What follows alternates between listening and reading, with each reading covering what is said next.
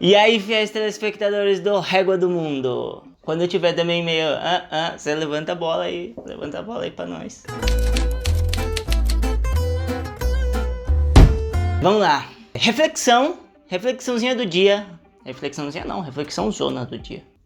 Isso, lembrei como eu vou começar esse vídeo. Começar o vídeo é sempre mais difícil, viu, fiéis telespectadores? Porque depois que você puxa, sabe igual o fiozinho da bolacha aqui? Que é só difícil, depois é só... É difícil começar. Depois que você começa, as outras coisas vão se encaixando. Tem não sei qual que é, se é um ditado, uma expressão, qual que seria a palavra? Esse dito popular, que existe uma guerra civil entre os casados e os solteiros. Tem até algumas séries, alguns filmes que citam isso. Tem a guerra civil não, Guerra Fria. Quando eu digo guerra civil, eu quis dizer Guerra Fria. Tem a Guerra Fria, temos muitas guerras frias acontecendo simultaneamente, né, no mundo. Tem a Guerra Fria, por exemplo, de quem gosta de coentro e quem não gosta. É uma coisa assim... separatória. Tem a Guerra Fria dos donos de cachorro e donos de gato. Ia citar, exatamente. Cat persons and dog persons. Tem a Guerra Fria. Tem mais algum exemplo aí bem humorado pra gente começar o vídeo? Porque senão depois eu vou começar nos exemplos mal humorados. Bom, mas devo entender o conceito, né? Aí, eu pensando, né? Assim, tem meio que essa Guerra Fria, por exemplo. Vou citar isso também, o vídeo não é sobre isso, então eu vou fazer vários disclaimers, mas eu vou citar só como exemplo também. Mas define as estruturas do planeta, seria a racial. Que assim, infelizmente é uma Guerra Fria que ainda acontece, já teve mais força do que tem hoje, mas ainda acontece, mas que como no episódio do Rick and Morty exemplifica bem, a longo prazo, eu acho que, a longo prazo, ela vai ser ridículo. Só isso. Pra citar o episódio do Rick and Morty que eu tô falando, é o episódio que eles vão pro planeta das cobras. 19 billion snakes divided into 10,000 nations, all on the brink of global war over... Oh, race? How funny is that? Imagine being a racist snake. Hey, other snake, I hate you because you're the wrong color snake. Oh my god. You're not laughing? Oh, you're dying. It's a miracle they were able to fling one this far out before they slithered into extinction.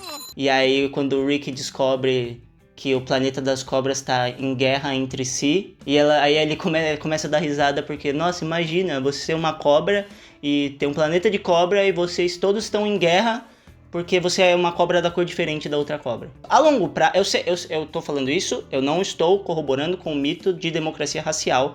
Pra quem se apegar a esse ponto, não é isso que eu estou falando, o vídeo não é sobre isso. Eu entendo, existe, infelizmente ainda existe, mas eu tô falando que assim, num mundo que eu espero que a gente chegue lá em algum momento, um pouco mais evoluído a longo prazo, ia ser, é literalmente uma piada. Se não fosse trágico, seria uma piada. As cobras brigando entre si porque elas são de cor diferente. Bom, fecha esse parênteses. Existe a Guerra Fria literal entre...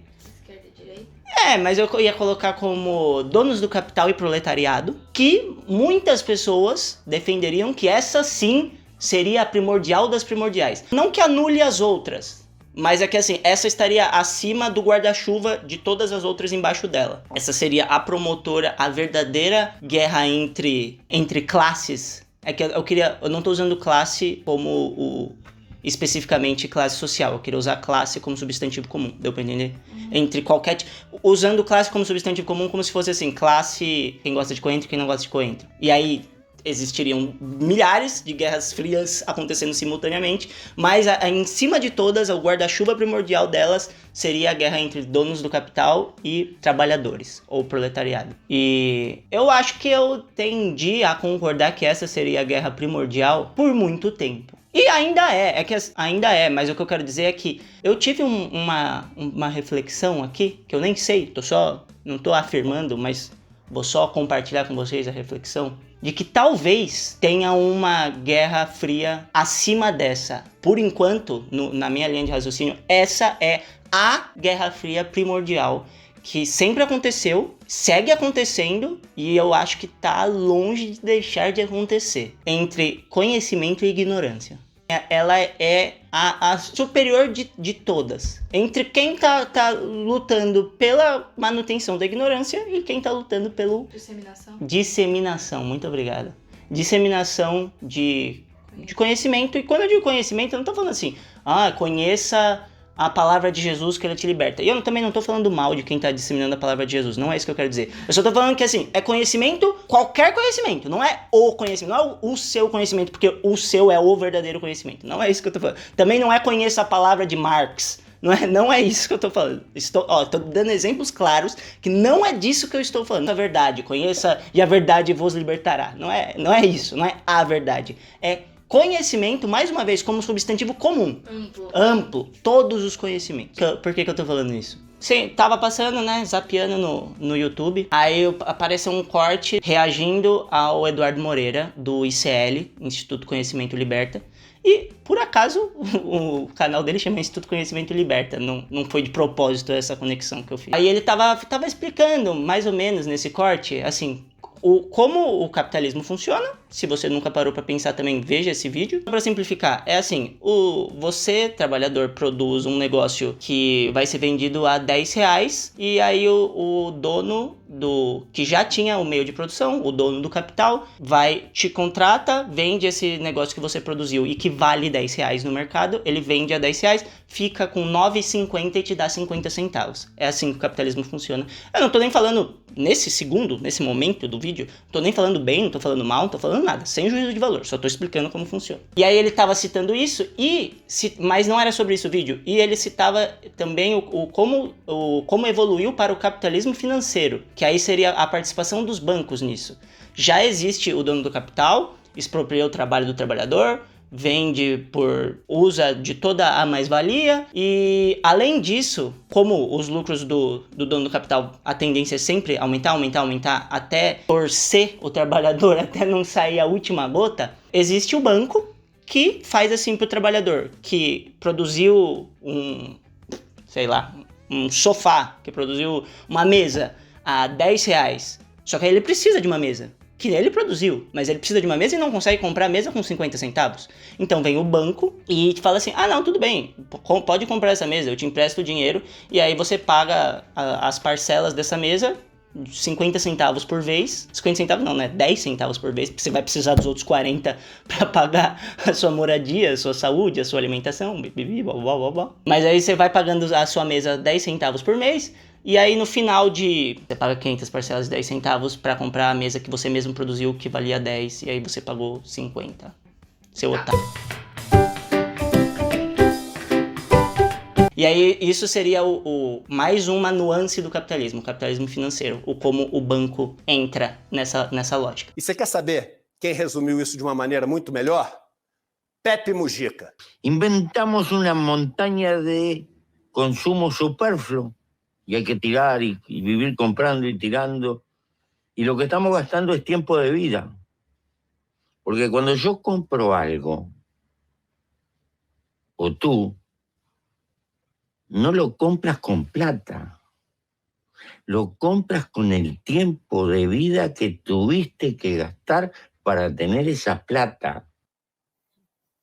Tá dito pelo Pepe Mujica. Eu ouço muito. Mas o empresário tem que ganhar dinheiro porque é ele que toma o risco. Risco é um negócio teu. Dá errado e tu pode tentar mais 10?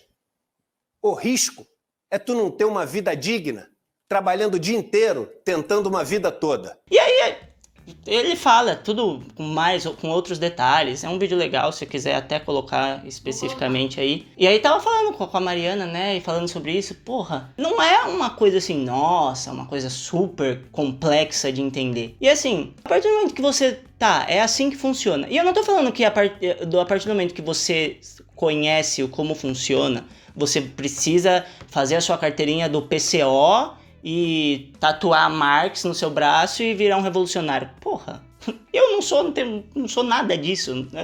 Claramente não é isso que eu estou falando. Pra mim é inacreditável eu precisar explicar isso, mas tem gente que chega nessas conclusões. Então eu tô deixando claro que não é isso que eu estou falando. Só que assim, a partir do momento que você toma conhecimento de que é assim que as coisas funcionam, você não precisa, mais uma vez, você não precisa virar comunista, mas você achar que tá certo é bem esquisito. Você achar que assim, não, ok, segue o mundo dessa forma. Ah, outra coisa que ele cita também no vídeo é do monopólio dos meios de produção, que sempre existiu e que hoje, cada vez mais, está concentrado nas big techs, Google, Facebook. E assim, é basicamente esses grupos que eles têm um monopólio de qualquer tipo de entrega de serviço. Então, a partir do momento que eles quiserem cobrar 95% do que você produz, eles vão cobrar e pau no seu c... Porque você vai fazer o quê? Se só tem eles para distribuir o que você produz. É basicamente isso. E aí, isso é um fato. Apresentado estes fatos, você não achar pelo menos esquisito? Pelo menos assim, podia melhorar um pouco? Na minha interpretação é absurdo. Tem como eu tô sendo dramático? Não, achar esquisito... No mínimo. Sim. No mínimo, tipo, pô, a gente não tá caminhando pro lugar certo. Sim. No mínimo. Eu acho. Se você acha que não, aí pô, comenta aí pra eu tentar entender. Não, tá certinho, seguimos. Aí tava falando isso com a Mari hoje de manhã e pensando sobre isso. E aí, em algum momento, a Mari falou assim, sim, tem tudo isso, é verdade, bibi, bobobó. Mas pensando aqui, então por que será que tanta gente defende, então? Ou defende, ou concorda, ou acha que tá certo e que é isso mesmo. Aí eu pensando também, refletindo, chegamos numa hipótese. Isso funciona como uma lógica para o problema como um todo, genericamente aplicado no mundo inteiro, né? Mas eu estou falando especificamente com base na situação que eu conheço, que é Brasil. A realidade que eu conheço, Brasil. A galera que, por exemplo, porque quem tá ganhando com isso, aí eu entendo. Isso é uma coisa que eu falo já falei em trocentos vídeos. Aí quem tá ganhando com isso eu entendo. Dono de construtora, dono de banco, entendeu? Essa galera aí, ok. Se você tá ganhando com isso, você teria que ser Jesus Cristo de benevolente de estar contra. Não, eu não quero falar isso, porque teria como você estar contra por humanidade, né? É que a gente chegou num nível que humanidade é nossa senhora, é uma característica santa. Teria como, mas eu tô falando, voltando aqui na linha de raciocínio. Se você é representado por esse 1% das pessoas que claramente está ganhando com isso, aí até aí tudo bem, você tá lutando pelos seus interesses, pra permanecer na sua posição de ultra mega blaster privilégio. Agora, o que explica todas as outras pessoas que lutam para manutenção, e não só manutenção, como muitas vezes piora no sentido de assim, de aumento desse sistema, aumento da intensidade desse sistema. E pra abafar a reflexão também. E pra abafar a reflexão também. O que explicaria? Aí eu tava pensando, eu acho que pelo menos no caso do Brasil é meio que assim. O que explicaria são dois pilares. Como o Brasil é um país extremamente desigual e ninguém... olha, isso me veio na cabeça agora. Tem uma frase no White Lotus, no final, acho que no último episódio do White Lotus, que... Eu vou dar spoiler.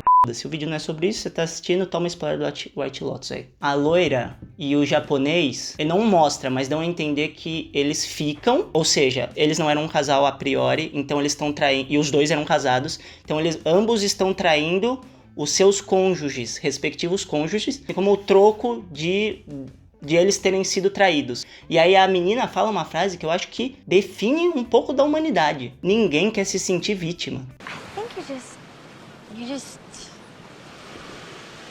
do whatever you have to do, not to feel like a victim of life, you know? Ela fala mais ou menos isso. Na vida, a gente faz o que é preciso pra não se sentir vítima dela. É meio que isso que eles estão fazendo. Porque assim, eles queriam continuar com os respectivos cônjuges, mas continuar se sentindo humilhado é difícil. Então assim, às vezes eles nem... O troco foi dado nem pro outro sentir, e nem porque era um desejo, uma paixão que eles queriam entre si. Era pra você conseguir justificar pra você mesmo que você não é vítima do mundo, que você não é vítima da vida, que você não é vítima da situação. E ela fala isso. Eu acho que isso tem total a ver com o que eu quero falar. Fecha parênteses, bom. E isso é um exemplo do pilar que eu tô falando. Como o Brasil é um país extremamente desigual, mesmo quem claramente não tá fazendo parte desse 1% de ultra ricos que tá super privilegiado pelo sistema vigente, como é muito difícil para ele se assumir como alguém sendo vítima da situação. É muito mais fácil você se sentir vitorioso porque você quitou o seu carro, zero, e conseguiu sair da periferia e mora no centro da capital. E você consegue corroborar no seu cérebro essa linha de raciocínio justamente por causa da desigualdade absurda que existe. Tem gente pedindo comida. Eu paguei o meu carro e moro num puta apartamento confortável. Eu ganhei. Esse sistema é pra mim. Esse é o primeiro aspecto. Quando claramente não é, tá? Se não deu pra ficar claro a ironia, claramente não é. Você tá a um passo de, se você perder o emprego, não conseguir continuar pagando seu aluguel e ter que vender o seu Creta, a sua BMW, que seja a sua BMW. O seu Audi e ter que comprar um Celtinha 2010 para continuar subexistindo. Esse é o primeiro pilar. E o segundo pilar, que aí liga com o ponto do vídeo, é o do conhecimento versus ignorância. Que é a Guerra Fria que acontece, que pra mim é a Guerra Fria das Guerras Frias. Esse outro lado que eu tô chamando de uma galera que se propõe a estudar como o sistema político-econômico e a sociedade se organizou e segue funcionando, ele necessariamente exige repertório, estudo, conhecimento, estudo contínuo. É um nicho, infelizmente ainda é um nicho de sociedade, que teve acesso a esse conhecimento. E quem não tem, pra mim fica bem claro no Bolsonaro e no bolsonarismo, o quanto eles têm ódio do conhecimento, o quanto eles têm ódio da ciência, o quanto eles têm ódio de qualquer intelectual, qualquer coisa da academia, de universidade, qualquer coisa que gere. Porque se você não é, e você não quer ser porque tá muito confortável, o seu cobertor de ignorância é muito confortável, você vai ter ódio de quem tem, não quem tem, porque não é uma dádiva divina, não é isso, mas de quem se propõe a tentar entender, a tentar conhecer um pouquinho mais, quem tentar se aprofundar, estudar. É isso que acontece. Você se apoia na sua ignorância, você quer continuar ignorante, porque é muito mais confortável continuar ignorante, e você vai ter ódio de qualquer tipo de instituição, símbolo ou pessoa que represente Pessoal, vamos pensar um pouquinho mais. Tá A pessoa se sente diminuída?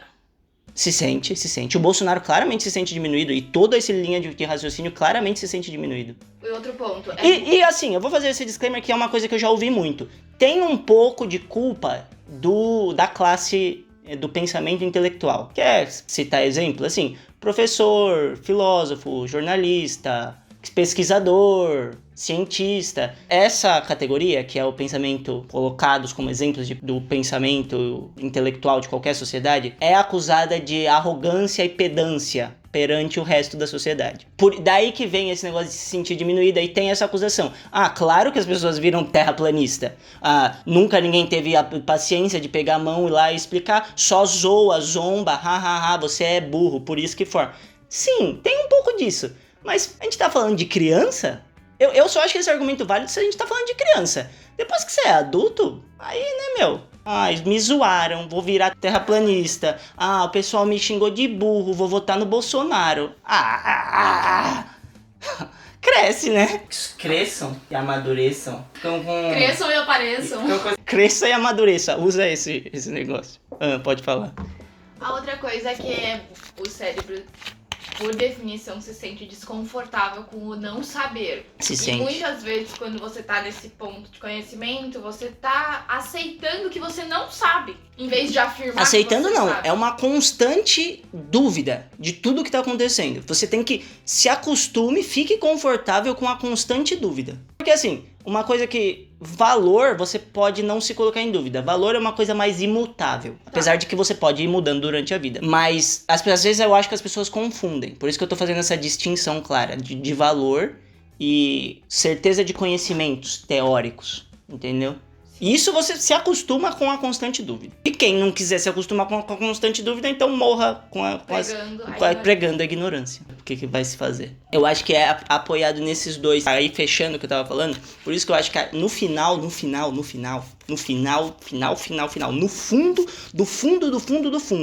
tem todas essas nuances e guerras frias acontecendo simultaneamente.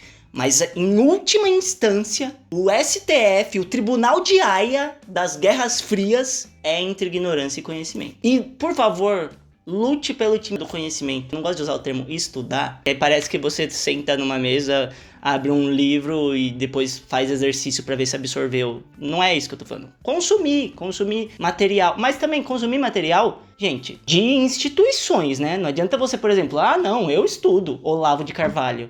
Porra, brother, eu estudo. O que eu vou citar? Eu ia citar um negócio, mas ia ofender muita gente. Eu tô falando de conhecimento pautado em pesquisa, em ciência, entendeu? Só pra ficar claro. Em grandes instituições. Em grandes instituições, que passa pelo método científico, revisão. Que passa por revisão, aprovação de professores, mestres, doutores, academias, instituições, não universidades, 1, 2, 3, revistas, jornais, livros, editoras, entendeu? E isso, é inacreditável que eu tô falando isso, porque isso, eu acho que 15 anos atrás eu não ia precisar estar falando. Hoje em dia, inacreditavelmente, eu preciso estar falando. Bom, mas voltando. Entendeu? Eu gosto. As matérias que mais me facilita a começar esse... E é um hábito, tá? Eu tô falando isso porque esse hábito de consumo de... Eu tô chamando de conhecimento, não sei se é a melhor palavra. É um hábito. Por onde eu sempre gostei de história. Porque é a primeira coisa que a gente é apresentado na escola. Então, talvez tenha começado por aí. Depois que eu fui apresentado pra filosofia. E depois que eu fui apresentado à política. Mas... te dá, a partir do momento que você... E você pode começar por literalmente qualquer assunto. Você se interessa por gastronomia. Gastronomia. Tem o hábito sempre de se atualizar e de ver o que está acontecendo. Astronomia. E tem tanto divulgador científico hoje no YouTube, legal. O Serjão dos Foguetes, pra quem gosta de astronomia. Porra, um puta canal, legal. Quem gosta de...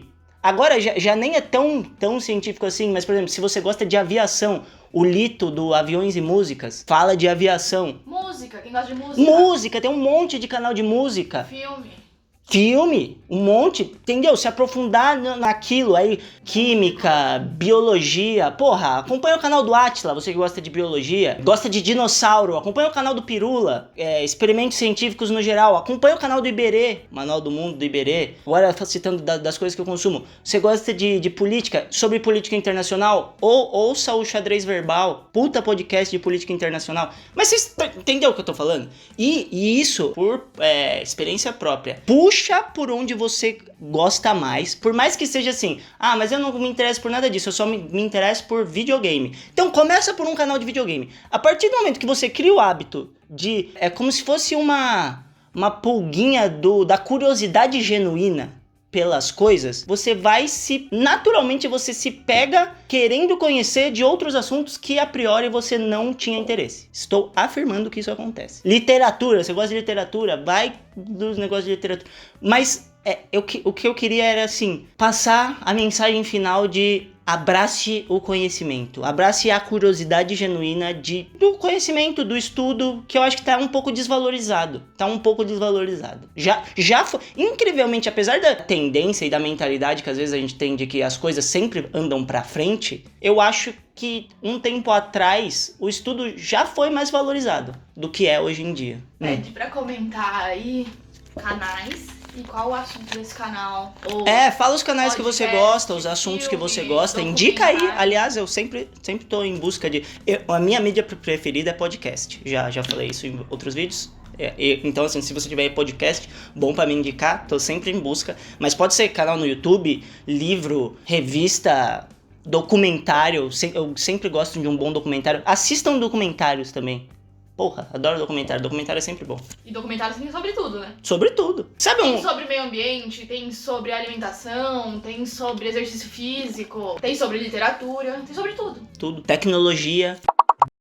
Acho que era isso. Deu pra entender? A gente precisa ganhar, gente. Já que todas as outras parece que mais divide do que une, isso eu acho que seria um ponto pacífico. conhecimento.